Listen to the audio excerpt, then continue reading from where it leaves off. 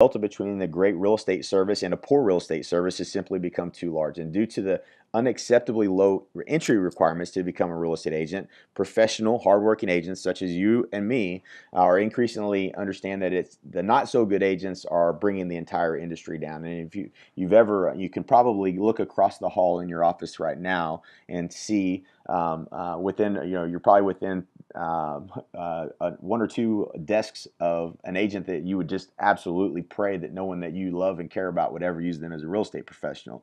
So that's just the fact of the matter is there's just not high enough standards in the industry. And if we don't raise the bar for real estate agents across the board, then we are leaving ourselves open to a technology that delivers a fair enough service, and us being classified as an agent just like everybody else, or a realtor just like everybody else, is only leaving us to go down with the ship. So that was one, the major one. We'll talk a little bit more about the solution to that here in a second. Commission spiral downward. This is an interesting point that Stefan has made here. So a variety of powerful forces exert significant downward pressure on real estate commissions. Really, what generally happens when there is a disruption in an industry is that this price pressure is what a result of the disruption. So what we're finding, and you're probably seeing this in your market, I mentioned it in the earlier video before you got access to this one, that the agent that is out there, doing business and offering to lower their fee has become more and more it's become more and more real. So in your marketplace, I'd be willing to guess that you probably are feeling more pressure on commissions than you ever have.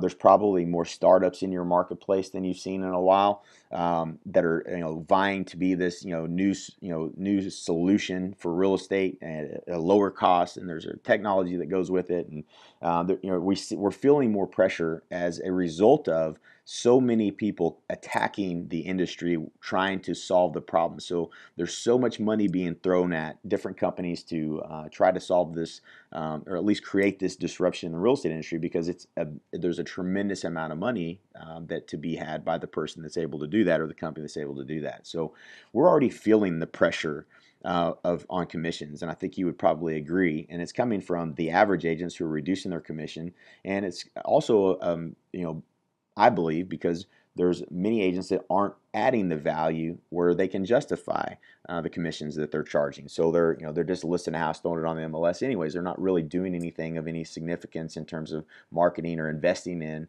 being the expert that they need to be. So this is actually a result, in my opinion, of what we're already seeing with changes in the industry. So, but this is the thing that I think has to be considered here. So imagine if you had a home buyer, and the home buyer, you had to convince them to come sit down and talk with you about buying a home, and they had to pay you your let's use 3% as the commission, and you had to convince that buyer that they needed to buy from you. Would that buyer, do you believe that the buyer would be willing to pay based on what you feel like your value proposition is? Do you feel like a buyer would buy from you based on the value that you create? Now, the answer I usually get in this situation is, "Oh, my buyers love me. They would be willing to pay." But that's not really the point. The point is, if you had to articulate that value to get them to buy from you, if they had to pay that commission instead of it being offered through the MLS and paid for out of the proceeds of the sale, would that buyer be willing to pay you? And if the answer is no, we're going to talk about the solution to that.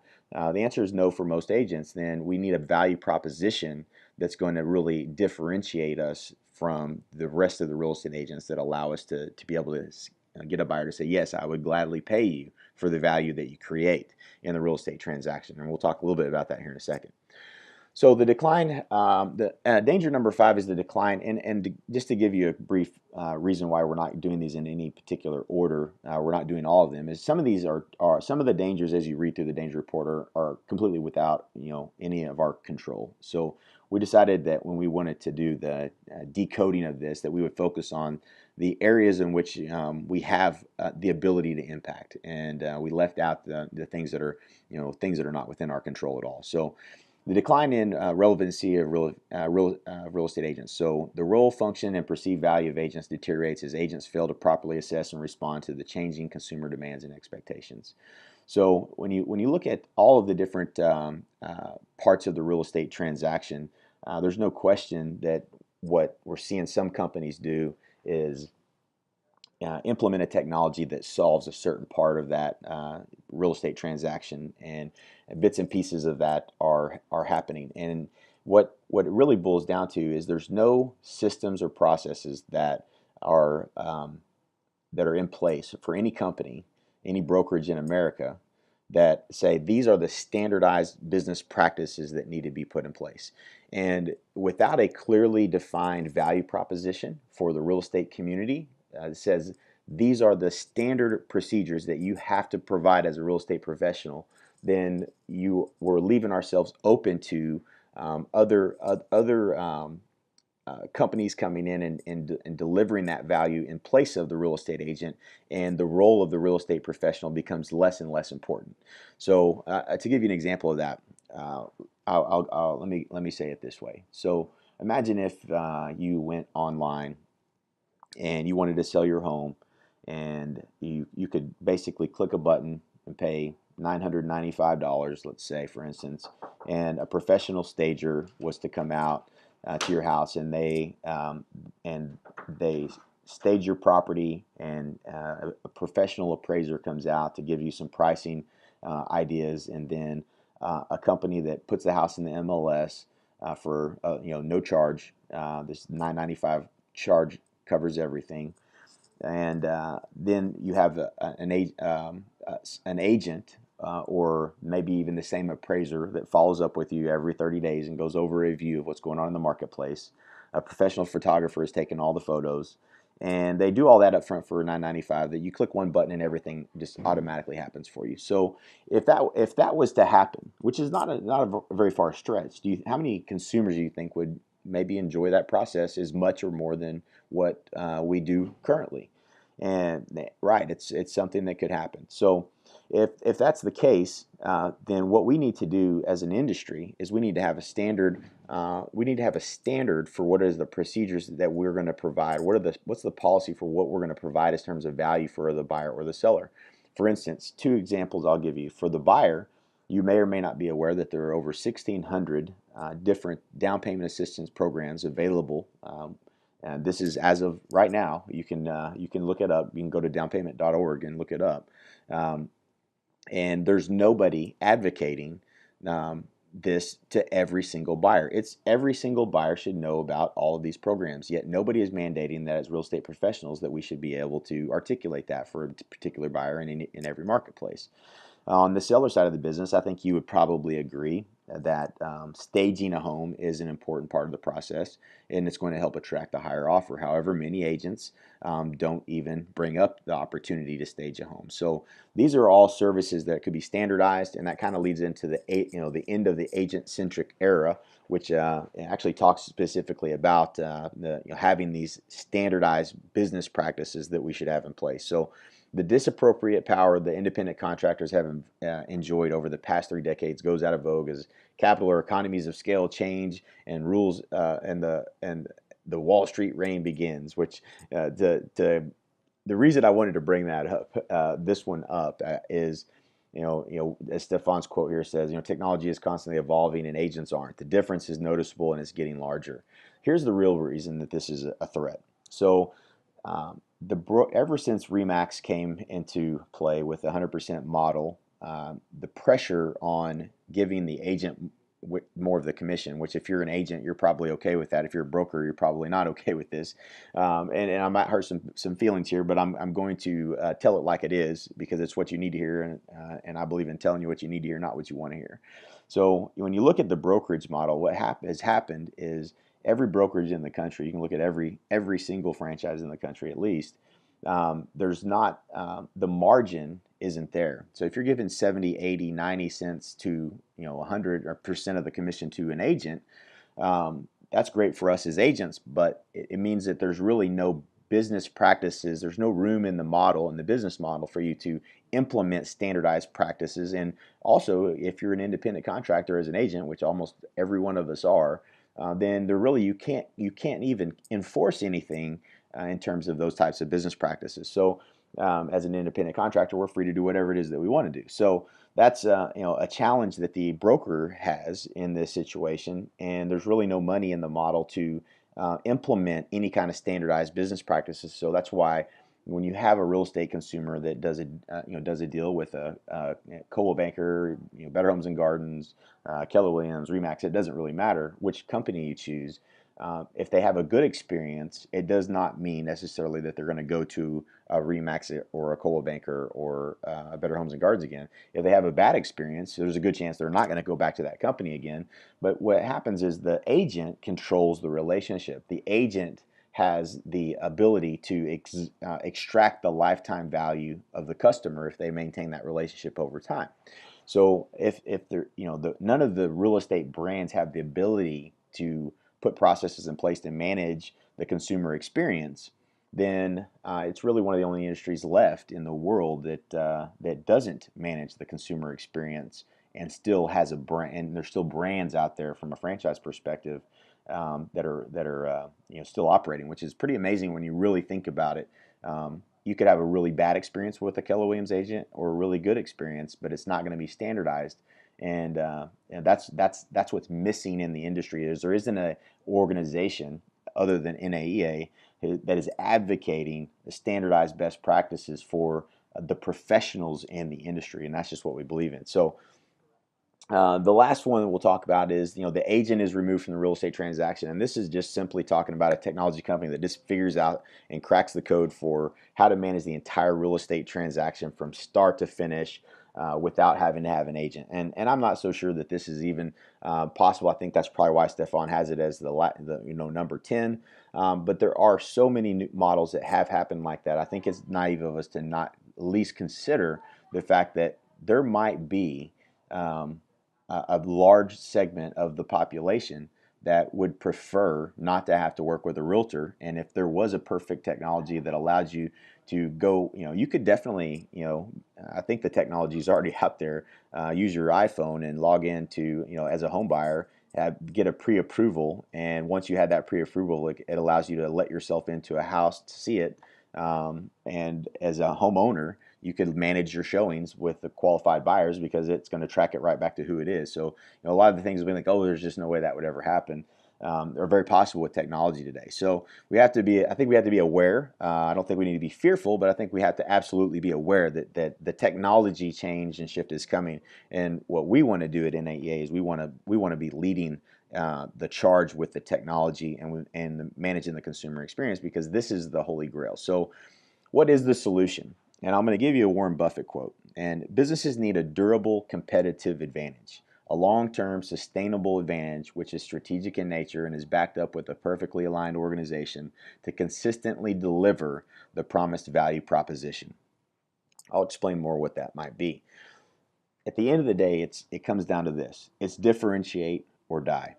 Differentiate ourselves from the average agent. We have to create a defining gap between a real estate agent and the true expert advisor, the true real estate professionals. We need to have standardized best practices through differentiated value propositions. I'll talk more about that here in a moment. Accountability to delivering on that differentiated value proposition. I want to give you just a quick story that will kind of tie that together for you. So if you're familiar with a technology company called Vivint, Vivint actually came to Lawton, Oklahoma, dropped off 40 kids or so to go knock doors. They knocked doors in my neighborhood, and they came to the door, and he engaged with me, and I ended up buying the system. After the sale was made at the table in my kitchen, we got on the phone with a customer experience rep, and the customer experience rep asked me a handful of questions. And the first question she asked me was, did the young man have his name tag with his orange name tag with Vivint Technologies on it? And I said yes, he did. And she asked me, did he take his shoes off or put his booties on when he came into the house? And I said he did, actually, yes. And when you think about how simple some of these questions are that they were asking me, what they were doing is they were making sure that this young man was living up to the expectations in terms of customer experience that they want every consumer to experience. So imagine you're flying kids, young kids around the country to go knock doors, and if they're not living up to these expectations, if they're walking in people's house tracking dirt and mud, you can imagine that in the industry we're in, we know what those phone calls that happen when you do that. You really frustrate people. But there wasn't they have a set best practices, and they're checking up. There's somebody checking up to make sure that they're living up to those best practices, and that doesn't happen in the real estate industry, and we believe it should. So it's the accountability. It's not just the differentiated value proposition to a buyer or seller that we need to deliver, and that we need to clearly deliver as an organization. It's also the accountability to delivering on that, and the rating that the rating that you get on that real estate transaction. So although NAR does some follow up with customers and what their situation is or whatnot, it's not 100%, and it doesn't happen 100% of the time like it does with Vivint. And that's what has to happen. But the broker doesn't really manage the customer experience or the business processes that we as agents use. So there's no way for them to really put a system in place to make sure that the value proposition, the value is being delivered and what matters to the consumer. So once you've identified what matters to the consumer and you start to measure that and you're held accountable to that, now you can have a brand that is highly differentiated and delivering on a customer experience that matters. And now you can create that defining gap between you and the average agent. So I literally this morning rode with Uber. I was speaking in Sacramento, and rode with Uber this morning to the airport. And they're at the end of the ride, I have the opportunity to rate that driver. He had a Honda Accord. Interestingly enough, it's kind of silly, but this guy has a real estate license. He knew who I was, and he knew also who I was there to meet with. But he just put his license in the referral because he was a part-time real estate agent. And I kept my mouth shut because I have an opinion when it comes to whether you should be an Uber driver / real estate agent. And the reality was that process, Uber has put in place with the technology allows them to manage all of these vehicles driving around, these guys and gals that are using, that are working for Uber and under their brand. And it enables them to make sure that every single time things happen the way they should, or they end up getting a low rating. If they have a 4.3 rating or below, I think it is, they get fired from Uber. And that one thing drives the entire organization forward in terms of making sure they're delivering a different experience for you as an Uber customer. So it's fascinating, and it's something that needs to be done in the real estate industry, and we're dedicated to it. So supporting by a completely aligned consumer-centric organization that's focused on innovation. So here's the challenge. If we know that there's not a brokerage in the industry that's going to be able to do this, it's not going to happen. This kind of disruption and change is not going to happen within the industry. NAR would have a really hard time pulling something off like this, and too much politically pushback for anything like this to ever make it to any kind of a guarantee that they're going to put it in place. And the brokerages can't do it, so who could do it? This is exactly why we formed the National Association of Expert Advisors, because we are that completely aligned consumer-centric organization that's focused on innovation. And all innovation is, by definition, is adding value. It's adding value. So our focus at NAEA is how do we add value? How do we add value to the members of our organization? How do we add value to the consumer experience? And we have to be working on the technology that manages the client experience. We have to be working on creating that valuable experience and then holding accountable the members of our organization to that in order for us to really clearly differentiate ourselves and become the professionals of choice above all else. And what this can do is this can actually eliminate the threat of disruption. If we deliver on the value and we deliver on the experience, then there's no reason for someone to come in and do this, and at a lower cost to the consumer. But you have to deliver on the value. So that's the safest way for us to beat it. So I'm going to talk a little bit about the book Differentiate or Die. It just boils down to one basic, simple truth. You must have a clear competitive advantage that adds massive value to the consumer experience. If you don't have that, then you will die. You will not survive in this industry. So this is Jack Welch. He has a great quote that I think relates to what I'm talking about. So our strategy lasted because it was based on two powerful business principles. Commoditization is evil, and people are everything. My advice to you when you think strategy, think about decommoditizing. Try desperately to make the products and services distinctive and the customer stick like glue. Think about innovation, technology, internal processes, service add-ons, whatever works to be unique. The goal is not to be the cheapest. The goal is to add the value to the experience in a way that allows us to be the leader when it comes to the entire real estate experience. Attract, not chase. What happens when you're able to execute on this? An attract, not chase model. You want to be the preferred choice before there is competition. You want the buyer to choose you as the expert that they're predisposed to do business with you, so you don't have to chase business. The question is, are we relevant as real estate agents? The person that gets a client because of a home search and is chosen second is the agent that is at risk of becoming irrelevant. We call this the AFA. And if you've ever bought leads, then you understand what I'm talking about. In the real estate industry, we call leads anybody who does a home search. And the reality is that's not a lead at all. It's not a lead. It's just somebody who did a home search. So if you don't have a value proposition to offer the buyer that makes them want to run red lights to come do business with you, then you're missing out on the biggest opportunity we have, which is the differentiation we have to be chosen first as the real estate professional instead of being chosen after the home buyer finds a home that they want to see. So this is public enemy number one. Unfortunately, while 50% of people in a Harris poll completely trust their doctor, only 7% completely trusted their real estate agent. At the other end of the spectrum, only 4% didn't trust their doctor at all, but 20% didn't trust their real estate agent at all. An explanation of what the average agent is, it's just barely above a used car salesman. Their commissions are always negotiable. They're not really respected. They're not trusted. It's part-time, kind of a part-time job. They're only interested in the sale. They're viewed as a commodity. There's anybody can unlock a door. They're not knowledgeable. They're certainly not positioned as an expert, and they don't have that expertise that you and I have.